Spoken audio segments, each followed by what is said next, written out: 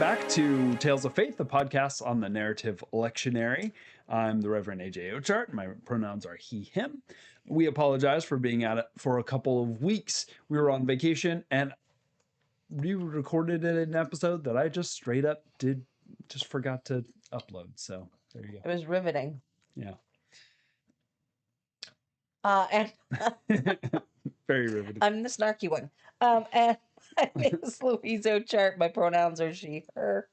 This is episode 434 for the fourth Sunday of Lent on March 15th, 2026, though we are recording on March 9th. So if something major has happened between when we recorded and when you listen, we won't be able to comment on it. But nothing out of the ordinary could possibly Never happen happened. Nope. within a day.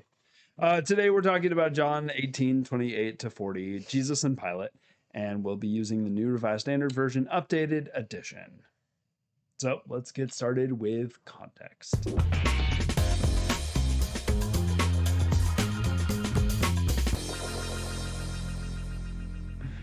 All right, so overall context, just a reminder. So first century Palestine is under Roman rule at this particular time in history.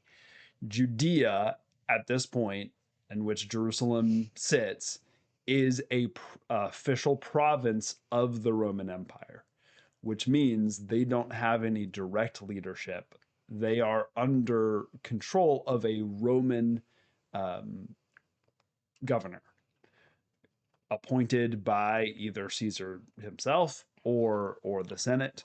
At this point, it is Pontius Pilate. We know some things about Pontius Pilate, and a lot of it is he was pretty ruthless. He was a military governor of a occupied territory.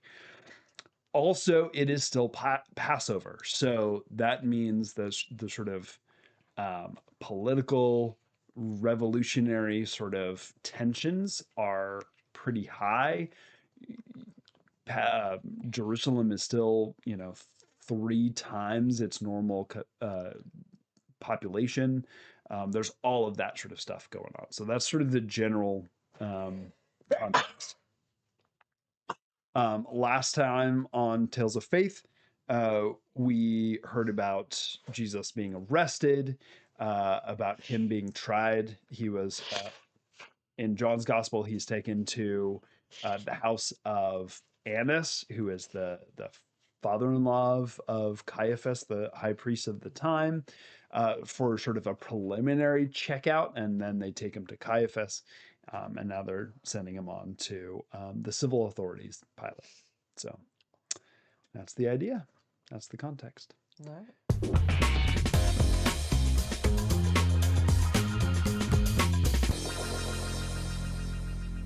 Ad break. Mm-hmm. Today's episode is brought to you by Obfuscate. Do you get those hard to answer questions? You know, the ones that will get you in trouble if you answer them simply? Well, then why not try Obfuscate? The new scent from Calvin Decline to answer. When one of those pesky questions come your way, use Obfuscate. But how does it work? Well, when a question comes your way, just don't answer it. You mean don't say anything? No, of course not, silly. You say words, you just don't actually say anything. Here, try this. Okay. What accusations do you bring against this man? If this man were not a criminal, we would not have handed him over to you. See how it works? I think so, but let's try another one. With Miss Lewinsky, there was no sex of any kind, in any manner, in any shape or form with President Clinton. Was an utterly false statement. Is that correct? It depends upon what the meaning of the word is. See how easy? Wow, that is easy. But what happens if they press you? Simple. You just don't answer harder. Ask me another question, but don't let me off the hook this time. Okay. How many of Epstein's co-conspirators have you indicted? How many predators are you even investigating? First, you show up. I find it And then you cut me off. How many have you indicted? Excuse me, I'm going to answer the question. You're going to answer my question? No, I'm going to answer the question the way that I want to answer the question. No, you're going to answer the question the way I asked it. Listen, I'm not going to get into the gutter with these people. How many people have you indicted? You know, all they want to do, you know, the American people need to know this. They're talking about the Epstein today. This has been around since the Obama administration. This administration released over 3 million pages of documents, over 3 million. And Donald Trump signed that bill into law to release those documents. He is the most transparent president. I can't even do it with a straight face in the nation's history. And none of them asked Merrick Garland over the last 4 years one word over Jeffrey Epstein. How ironic is that? You know why? Because Donald Trump, the Dow right now is over, the Dow is over $50,000. I don't know why you're laughing. Okay, I reclaim my time. So you basically just lie. Yeah, basically. Try obfuscate today. Okay.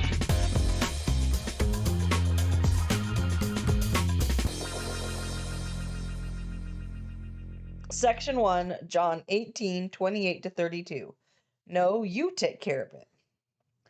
Then they took Jesus from Caiaphas to Pilate's headquarters.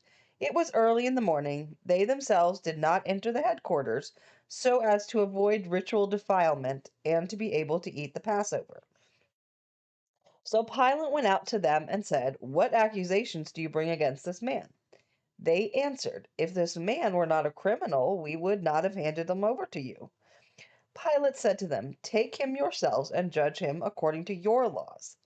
The Jews replied, "We are not permitted to put anyone to death." This was to fulfill what Jesus had said when he indicated the kind of death he was to die. All right. So, again, we've got sort of moving around. Now, it's not quite as moving around as I think Luke's gospel has them moving locations like multiple times, but still, it's sort of this passing the buck situation. The they here is the Jews. It's these sort of religious leaders.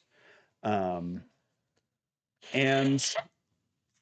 you know, there's an interesting conversation about how many people are we actually talking about here. So at some point it feels like it's this kind of huge crowd. Right. But it probably would be, John Dominic Crossan talks about how this is probably like 3, 4, 5 people, because you want it to be large enough to say, hey, you know, there's people on our side, but not so large as to be this sort of like, we are not a threat to you. Right. We're just, hey, we're bringing you this thing, this situation or whatever. It's early in the morning, right? Pilate he's in town, which is kind of strange. Because he didn't spend most of his time in Jerusalem. He would have spent it in Caesarea. But he was normally there for Passover because it's sort of a major event, right? There's a lot of that sort of possibility, but it's also kind of a holiday, right? So they're waking him up early to come and see this guy that they've been talking about too. And they don't come into his house. And I don't think any other gospel has this note. You know, there's lots of, yes, it's Passover, all this sort of stuff. But this particular note where they don't even enter into his house, which makes sense. This is the house of a Gentile, even though it's sort of also the headquarters of their governor.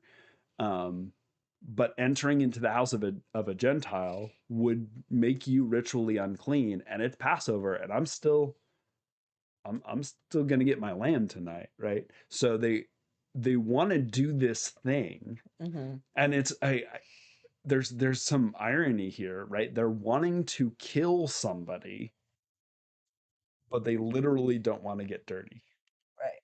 right? And that's kind of part of this, that they're passing this off to, okay, you can take care of this for us, because then it's not gonna. Then it doesn't fall back on me, and I don't Exactly. have to deal with it. Exactly. uh, so this sort of ritual defilement thing with Passover, it's, yeah, there's sort of some narrative parallels Mm-hmm. I there. think it's interesting though that we never get the names. Hmm. We never get their names. Yeah, we get Caiaphas, we get Annas, and that's about it. Yeah. Yeah, we hear Nicodemus. um But for the most part, like we don't get the names of the Pharisees that are actually accusing yep, Jesus. yep, right. Which could be, so it's this either or. So there's, it could be, it doesn't, sort of, it doesn't matter because Right. they're the man, right? Right. They're sort of like this amorphous sort of, the people in power, the Jews, the, like, there's that sort of thing that's going on, because they're kind of being villainized. They're kind of being, they're stormtroopers. Um, they're faceless, just bad guys. Right. So there's that. There may also be, um, so there's an interpretation of the, so at the end of the book of Ruth, um, or near the end. So Boaz goes to the closer kinsman redeemer Uh-huh. and asks, like, sort of barters to be able to marry Ruth and take over the become the kinsman redeemer and all that sort of stuff. And this other kinsman redeemer is not named. And so there's an interpretation that that's intentional, because it's this sort of like, we're not going to pass on this guy's name. Right. There's yeah, I Um, was gonna say there's a little bit of the like, don't give them any screen time. yeah, exactly. So Uh, there's, so that might be part of it too. but I find that interesting. Yeah, it is. Um, now the we're not permitted to put anyone to death. Hmm. Is that because it's Passover or I believe this is sort of, now there was sort of allowance, it seems, for a ritual stoning I or was gonna say something because like that. later on we have They're like able to we stoned Stephen. Stephen, yeah. Yeah, and And so they seem to be within their rights to do that. Um, but that may also be that may be part of the sort of trial of Jesus stuff that we have, is, um, in many of the gospels he just doesn't say anything. In John's gospel we had the sort of, um, they ask him about what he's been teaching, and he goes, like, there's I have so many witnesses that can tell you what I said. right. Go ahead and ask them. Um, and they get slapped for it, and he's like, did I say anything wrong? Did I make an inaccurate statement? Um, and I wonder if part of that is, so the stoning of Stephen ends, like, he preaches a pretty fiery sermon saying how our ancestors messed up and didn't understand God's will, just like y'all didn't when you killed Jesus, right? And then they are enraged. And there's sort of, so it may be that there's this sort of, out of passion, out of all of this, like, sure, you could ritually kill somebody because you're sort of so impassioned. But the way that Jesus comports himself, it's not that. They just Mhm. sort of go, yeah, we definitely don't like this guy, but it doesn't, it's not an emotional sort of passion kind of thing. It's more of a, yeah, this guy definitely needs to go, but we can't. What they can't do is um, like do capital punishment. They can't execute someone. They could ritually stone them, but the sort of uh, the type of death that Jesus is going to have is well outside their ability to do. Um, so that may be part of it, but I think it's more of an obfuscation of could they technically kill him? Probably, but again, they don't want that sort of they don't want that on their heads. So they're willing to pass him off to get him killed, I think. Yeah, it's just didn't just. I was under the impression that there were penalties Mhm. in the law that included death. Well, yeah, there are lots of penalties under the law that technically require death. But being under Roman law, whether they as the Sanhedrin actually have that sort of authority to do it, Okay. then so, in our constitution, the president doesn't actually have the authority to start a war, right? That belongs to Congress. So, um, does that mean could he technically, I don't know, bomb a nation and start a huge regional conflict? As long as we don't call it a Obviously, war. yes. Right. Is it technically a war? Depends on who you ask. Yeah. Um, but yeah, it's that sort of it's a question of authority. It's Yeah. um, Jurisdiction. That makes sense. jurisdiction is that sort of thing. But I think this is much more politically motivated. Okay. It's any authority that they might have. They're just not willing to use it. Um, so Yeah. So, and this sort of the back and forth of the what did he do?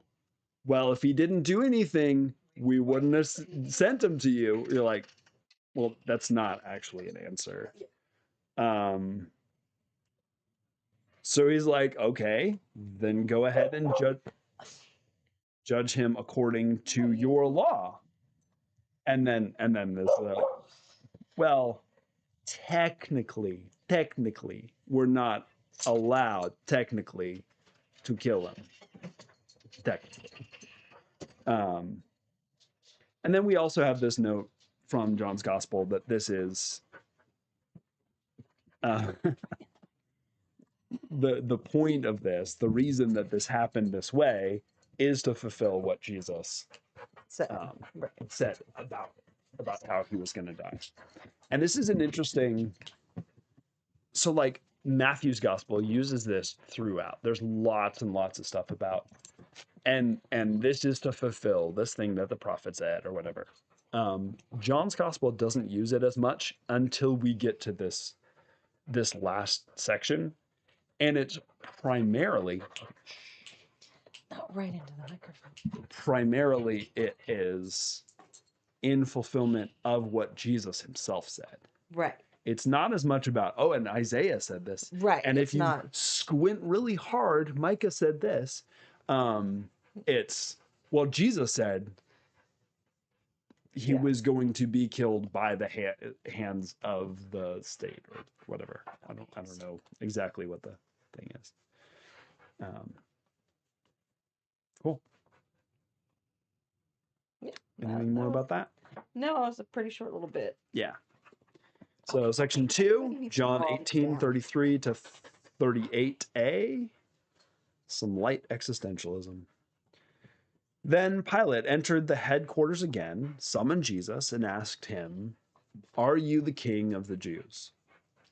Jesus answered, "Do you ask this on your own, or did others tell you about me?" Pilate replied, "I'm not a Jew, am I? Your own nation and your chief priests have handed you over to me. What have you done?" Jesus answered, "My kingdom does not belong to this world. If my kingdom belonged to this world, my followers would be fighting to keep me from being handed over to the Jews. But as it is, my kingdom is not from here." Pilate asked him, "So you are a king?" Jesus answered, "You say that I am a king. For this I was born, and for this I came into the world, to testify to the truth. Everyone who belongs to the truth listens to my voice." Pilate asked him, "What is truth?"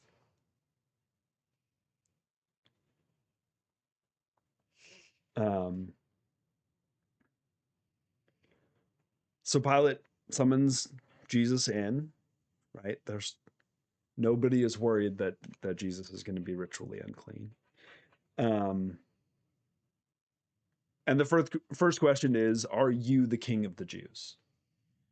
Um, this is a title that was given to Herod the Great. He was literally the king of the Jews. There's the sort of messianic overtones um, that I'm sure Pilate is concerned about, and Jesus does not answer straight on. Um, but I think there's a different tone to it, right? There's definitely deception when the religious authorities answer like, Mhm. "Oh yeah, we wouldn't have brought him to you if there wasn't a problem." Jesus is more like, rather than obfuscating from the truth, it's actually, let's dive to a closer truth. Let's go deeper than just this question. Are you actually asking this, or did somebody else tell you to Yeah. ask this question? Um, is this something you're interested in, or what else is going on here? What's the base of this? So I think that's an interesting, um, still, mystery guy. We're still, Jesus does not give a straight answer, but it's this sort of not a straight answer the way that a wise person or a guru might not give a direct answer, rather than the way a politician doesn't give a direct answer. And Pilate notes, like, "I'm not one of your people. I'm not a Jewish person. And your own nation and your chief priests have handed you over to me." So, I mean, like, and maybe we have a little compassion here for Pilate. Like, would somebody tell me what you have done? Like, Right. What's going why on? do they want to kill you? Because I can't do anything. I can't release you. I can't, like, I can't do anything unless I know what the charges are. Can't do anything either way. Yeah. And then Jesus begins to talk about his kingdom. Now, kingdom again is not it doesn't form a central place in this gospel the way it does, say, in Matthew's gospel. But he has talked a little bit about, this kingdom, but it mostly comes up here, right? If my kingdom belonged to this world, my followers would be fighting to keep me from being handed over to the Jews. Right? There are ways that kingdoms respond to things. So, again, being very topical, right? We bomb Iran, they're going to bomb us back. They're going to respond. Yeah. We kill their leader, they're going to make somebody else a leader. And who could have foreseen that leader was going to be more hardline and like bloodthirsty because their entire family has been bombed? That there are ways that things naturally progress, right? And that's exactly his point. if my kingdom was like all of these other kingdoms, we would be responding the way that all the kingdoms respond. Mm-hmm. I am I would be the leader of this kingdom that has been kidnapped, and they would come and save me. But my kingdom is not from here. My kingdom does not operate on the same according to the same assumptions, according to the same ways that earthly kingdoms do.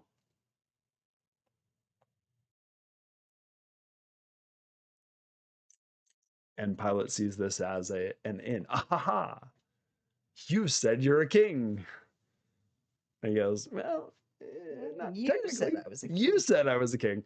I said my kingdom. Now, was it my kingdom or is it my kingdom? You know, like, Depends on what you the said I was a definition of king. my is. Yeah, exactly.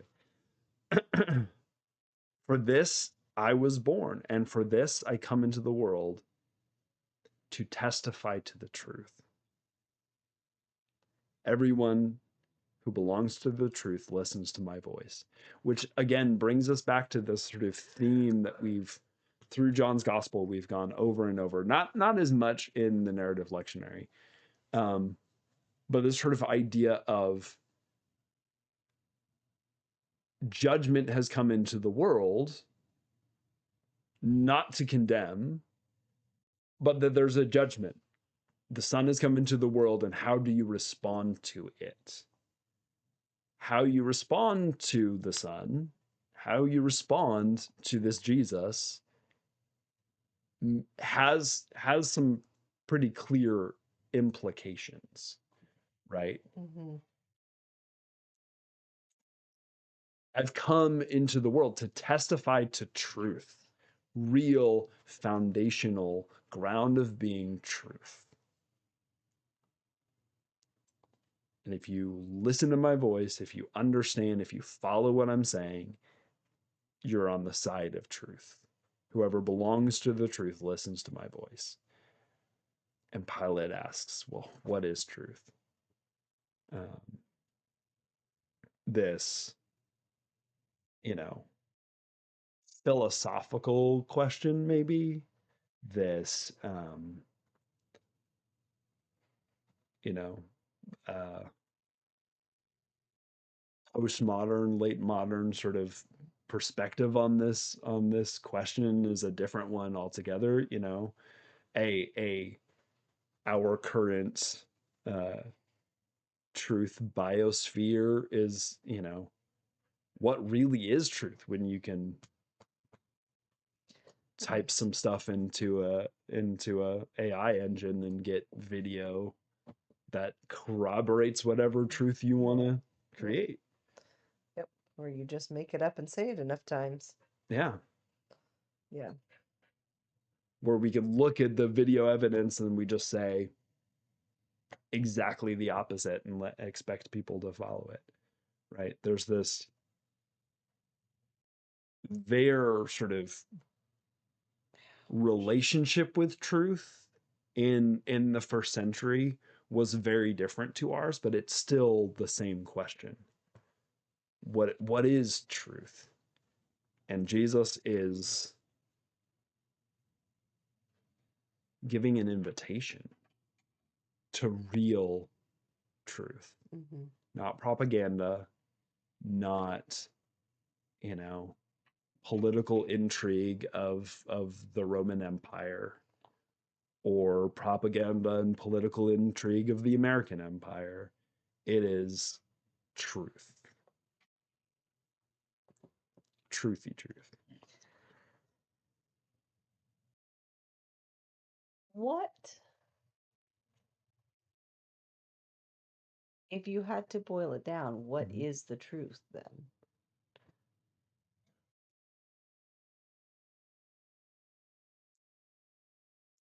What what is, because I will also say that this kind of statement has been used to harm Mhm. and Sure. um, uh, to proclaim that we have the one and only truth. Mhm. So how do we look at statements like this in a more or in a less myopic Mhm. frame of mind, Mhm. in a more progressive frame of mind? Because this is it is things like this that Mhm. I have a really hard time wrestling with. Then, if Jesus is truth, Mhm. the way, the truth, and the life, or if, how do I then reconcile other faiths? Mhm. Yeah. Do you know what I'm asking? Yeah. Yeah. Yeah. Um. And I know there's probably not an easy or pat answer. I'm just Mhm. wondering how, because yeah, it's just so often I hear the um things aren't black and white anymore. So now, because there is a gray area, that's the problem, right? Mhm. Well, I'm not saying that is Right. Right. but Mhm. that's the claim Mhm. against having a gray area without things Right. being black or white constantly. Yeah. Um, Good guys and bad guys, right and wrong. Mhm. Um,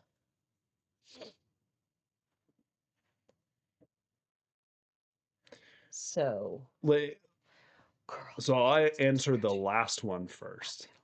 And we are really getting into some philosophical stuff. Um,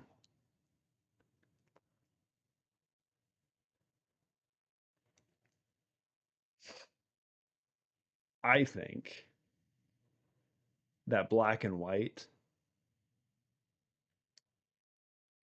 is itself a violence to truth. Um, and it's this sort of like commoditized version that has been offered to us.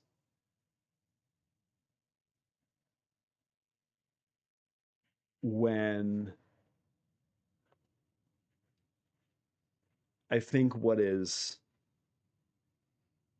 from John's gospel specifically,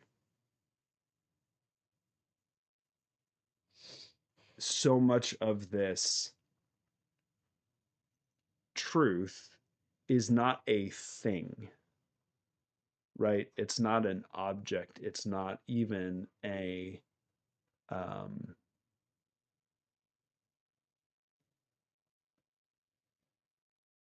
a form, like an idea. It is this person, this divine word that has become flesh. It is in all of the complexity that this human being is, and the relationship that we are called into.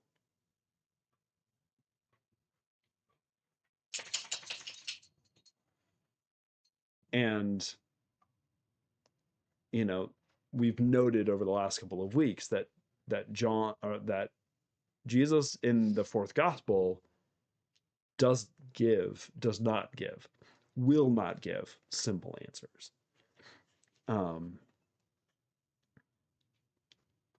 there's a sort of a beauty to the complexity,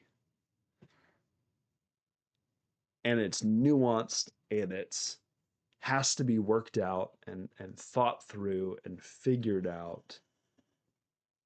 And so this belonging to the truth is, again, it's an invitation to come and see. It's an invitation to come and see what is God doing here in this place. And our tradition is one in which we see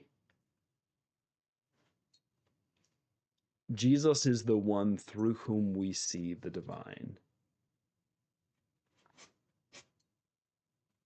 beyond any other.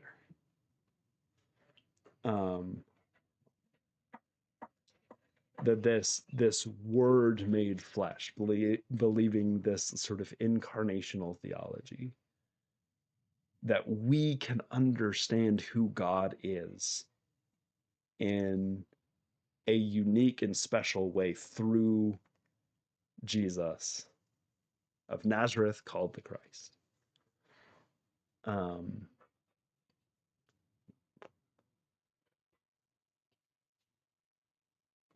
To then sort of like going around to this other question of then how do we deal with other faiths and other traditions?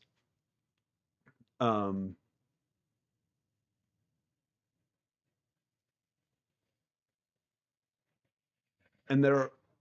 certainly there are ways that we can see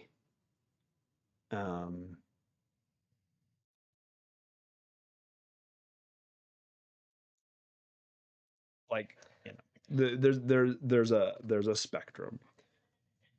You can have, there certainly are Christological sort of statements that say that Jesus is the one defining absolute positive only way to obtain this.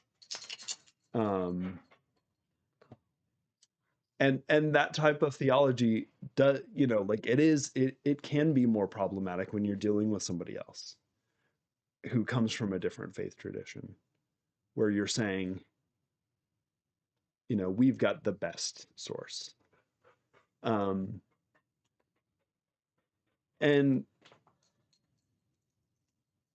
maybe a more ecumenical perspective is to say, like, I truly believe that my understanding of the living God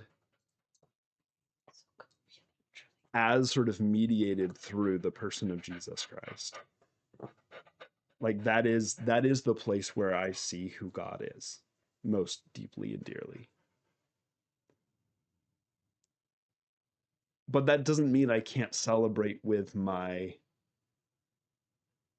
Buddhist sibling, who for them, their understanding of divinity, their access to what I believe is a deeper truth than, you know, the truth, deepest truth, that they have, that's sort of mediated to them through Buddha or through the prophet or through, you know, whatever it is. And the trust that there is a sort of ground of all being. There is the one that I call God, the living God, who displays and shows himself through Jesus to me and to my culture and to my history.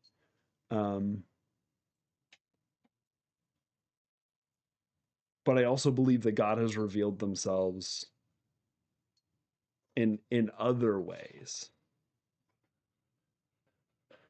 And that when we get down to sort of like the core and the things that are most important to all of our religious traditions, there's actually so much that is similar. It is this sort of like, people are created in divine image. They bear the spark of divinity in them, and that the way that we live with one another is important. It says something,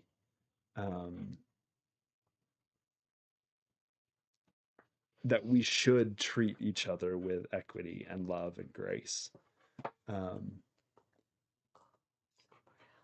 We're obviously gonna, you know, there there's a lot of things that we agree on. There are going to be things that we're going to disagree on, right?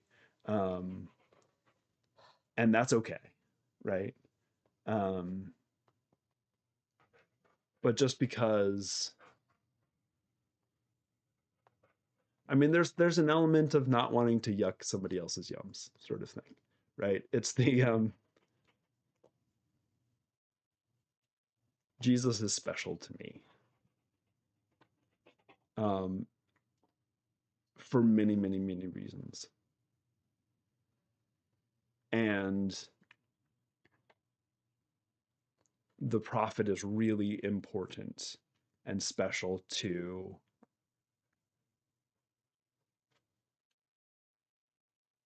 somebody else.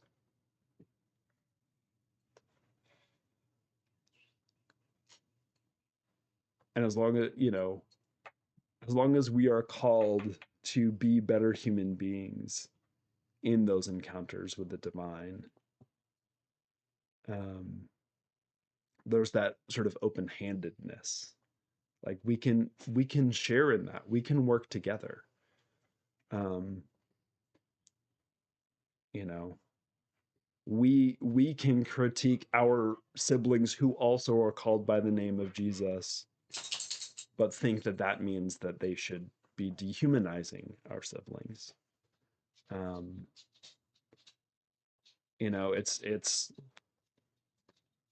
it's complex, and it's a journey, it's a relationship, it's something that's worked out. Um,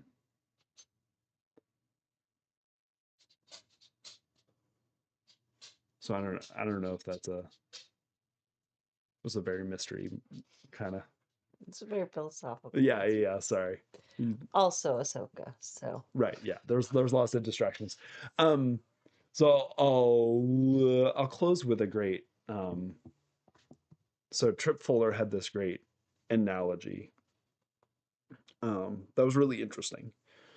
Um, uh, so he spent some time in Scotland, in Edinburgh, and toured a bunch of like cathedrals, but also little chapels and these sorts of things. And from the outside, there's these beautiful stained glass windows that from the outside don't look like anything.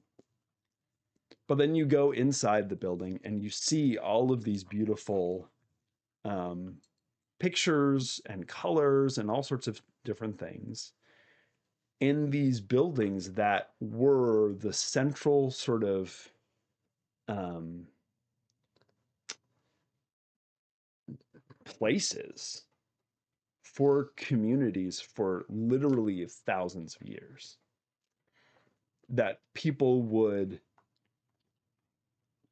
be baptized and they would grow up and they would get married and they would have their own children and they would die around this particular building.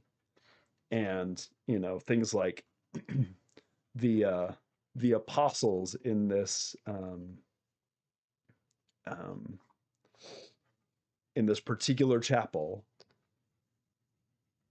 obviously are white dudes, but they're actually, they're because they're modeled after, the benefactors who paid for that particular thing, right? Um, and so in this particular chapel, you have this beautiful light that comes in and is sort of mediated through this cut and colored glass that tells you something about how you live your life in this very specific place.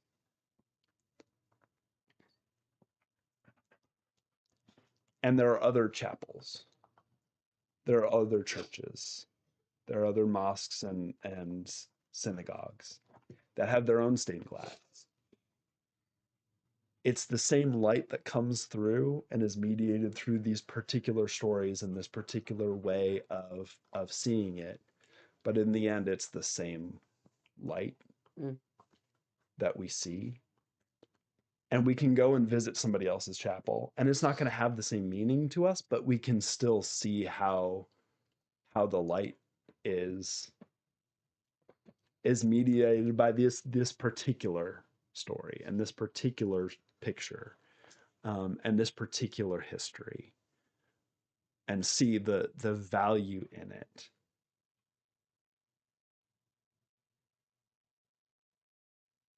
In a place that if we were on the outside, it would have no meaning.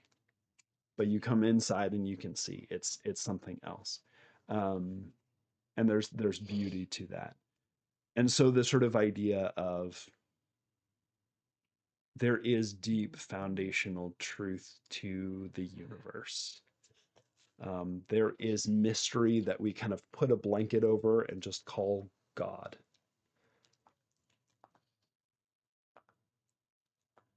Divinity and truth and being that is so far beyond our understanding that we just sort of scratch the surface. Mm-hmm.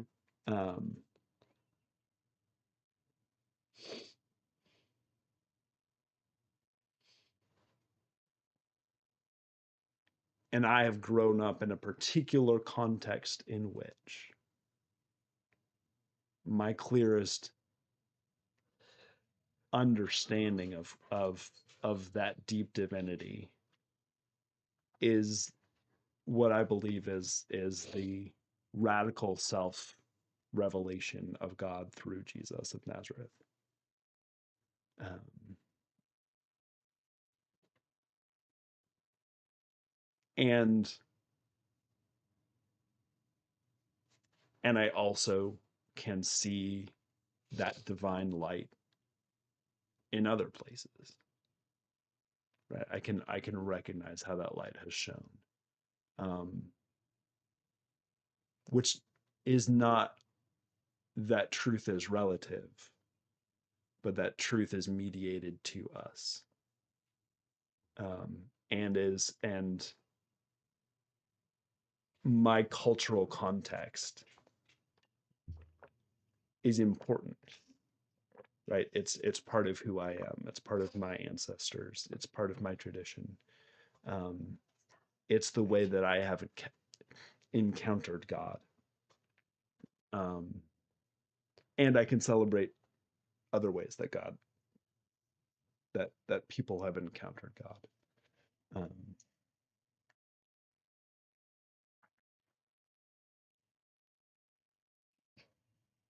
So yeah. Did I get those two philosophical? No. No? Okay. No, Cool. just listening. So now that we've answered what is truth, no, not really. But All right. Section 3. Mhm. John 18:38b to 40. After he said this, he went out to the Jews again and told them, I find no case against him. But you have a custom that I release someone for you at Passover. Do you want me to release for you the king of the Jews? They shouted in reply, Not this man, but Barabbas. Now Barabbas was a rebel. And that's where we leave our story. Yeah. So I named this section Scapegoat. So back to John Dominic Crossan. He suggests, so like I said from the beginning, we know a decent amount of Pontius Pilate. We know that he was brutal and ruthless. This is the kind of man who would like crucify random citizens to make a point. So the idea that he somehow had created the situation in which every Passover, I'm just going to release whoever the heck you want me to, like this sort of presidential pardon. There's like no other attestation for this outside the Gospels. Interesting. It doesn't it it doesn't seem to be consistent with what we know about the Roman Empire. It's not consistent with anything that we know about Judaism of the first century, that there was this sort of, because there's no similar tradition in Judaism. It's not consistent with, just it does not make sense that you would just release someone. And so the argument is what's going on here is a very, very clear allusion to the scapegoat. So in Leviticus, there's in at the Day of Atonement, you take in two goats, and the priest goes through all of the ritual beforehand.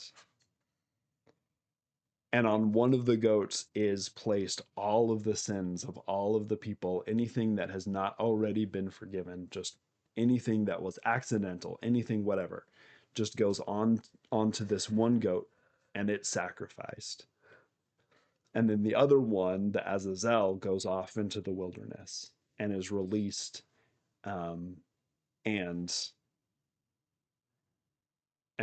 there's sort of the idea that it's taking the sin outside of the camp type thing.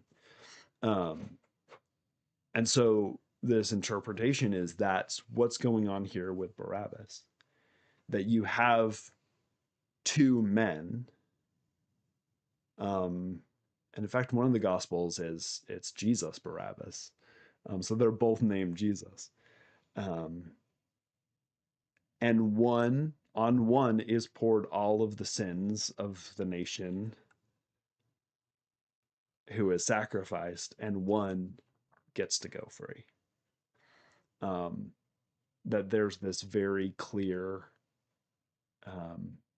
sacrificial language as part of it. But part of it is also this sort of, you picked the wrong guy kind of overtones to this. That this crowd says, no, we don't want Jesus. We want Barabbas. We want this, this rebel, this rebel, meaning he's probably like a zealot. He's probably a seditious person, which again, Pilate would not be releasing someone who has sort of like actively been fomenting rebellion against the Roman Empire. But sort of like from the symbolic idea of Jesus is the sacrifice and Barabbas is this sort of scapegoat, this offering. So that's an interesting thought of what's really going on here. Because we've heard it 1,000 times and we could just go, oh, obviously, sure, there was a thing that happened. But really looking historically, like there would not have been this. So what is the author trying to do? Why is this story being told this way? And that probably the original readers would hear that and go, he did what?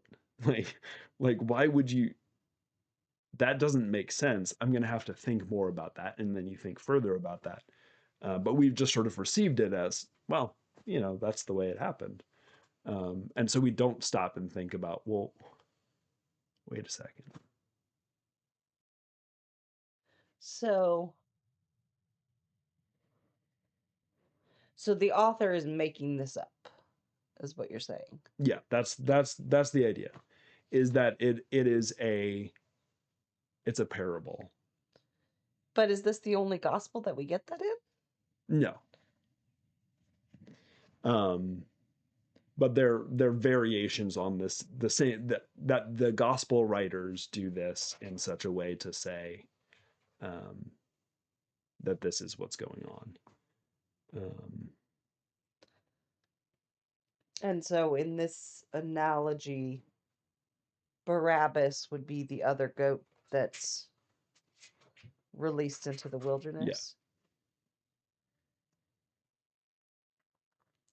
Yeah. It's literally just Ahsoka at the door. And then there's also So I think that one's been around for a little while. John Dominic Crossan specifically kind of notes that there's also this choice that's being presented here, um, between violent revolution and nonviolent resistance. Yeah, that's always been sort of my take on it. Yeah. Was Jesus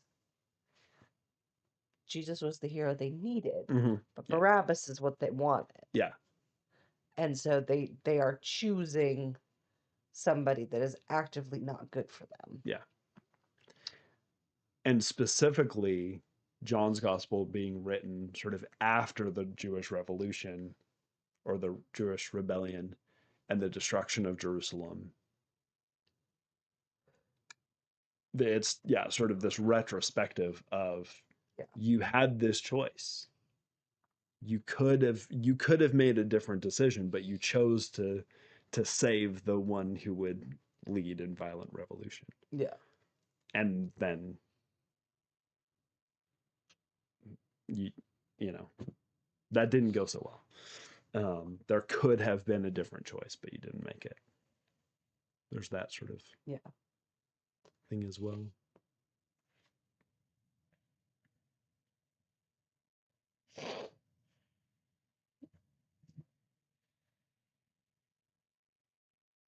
Anything else? Nope. Cool. I don't think so. So next week we have Jesus being condemned. I believe that's also some more.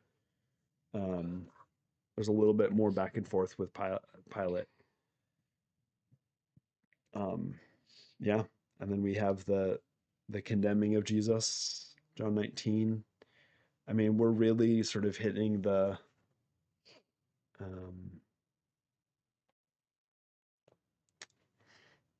highlights, lowlights of Holy Week during Lent, which I think I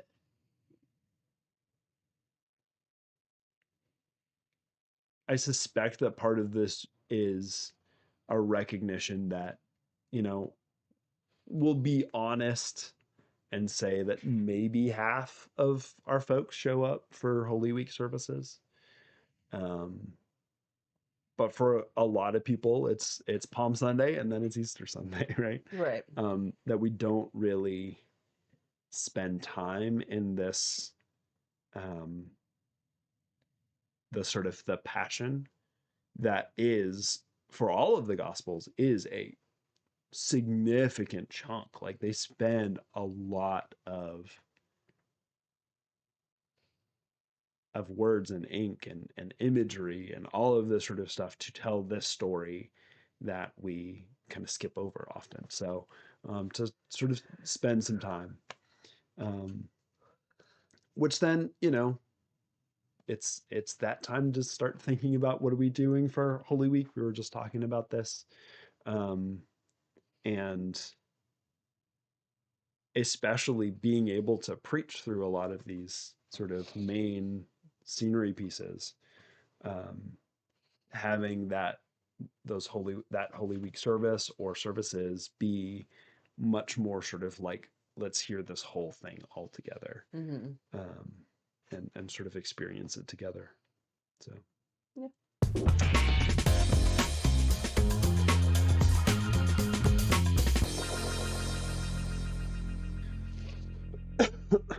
thoughts on preaching?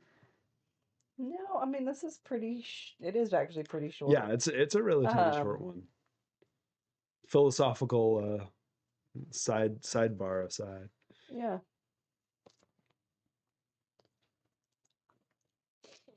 I don't. I mean, I'll probably just pretty much read it with the kids and talk a little bit about what's going on, and and let them kind of lead the discussions from there.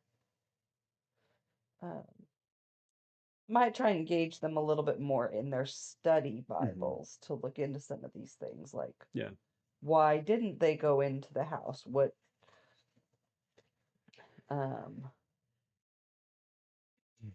just to kind of use this as more of a, because it is a familiar story. Mhm. Right.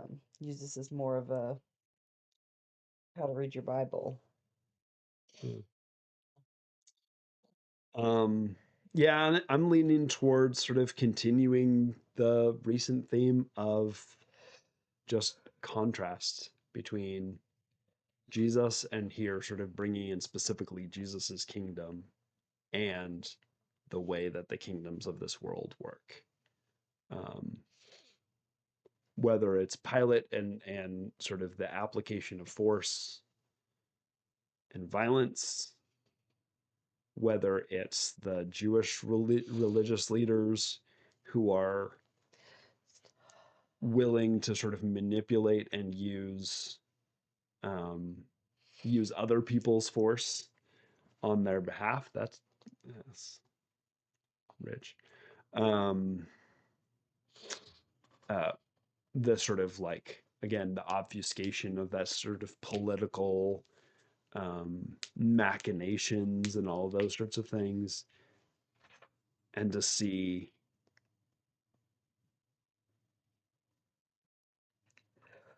this Jesus who says, you know, my kingdom just does not operate that way.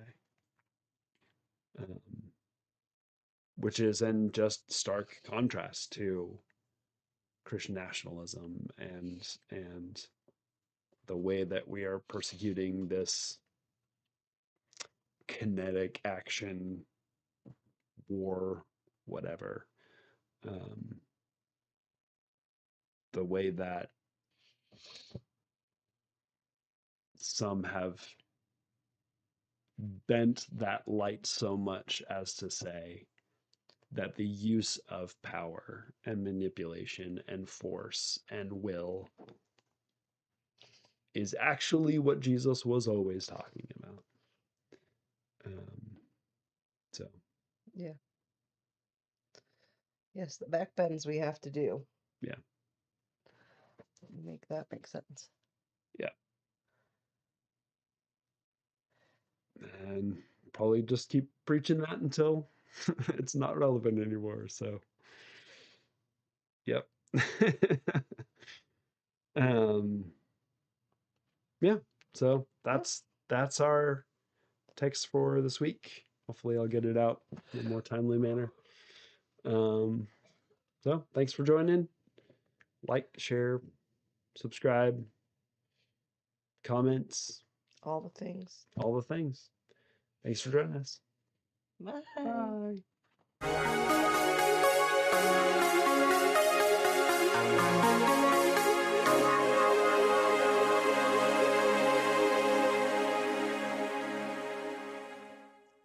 Wish it were just a bit, but Oh, and I had to listen to that to like transcribe it.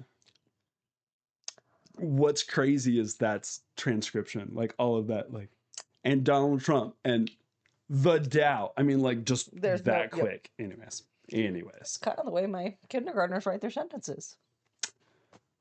they are probably as qualified for these offices. So okay. So, actually, they probably have a working sort of moral framework.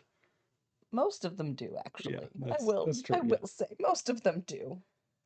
All right. Anyways. And Callie's looking at me. As soon as I'm about to read. All right. Text me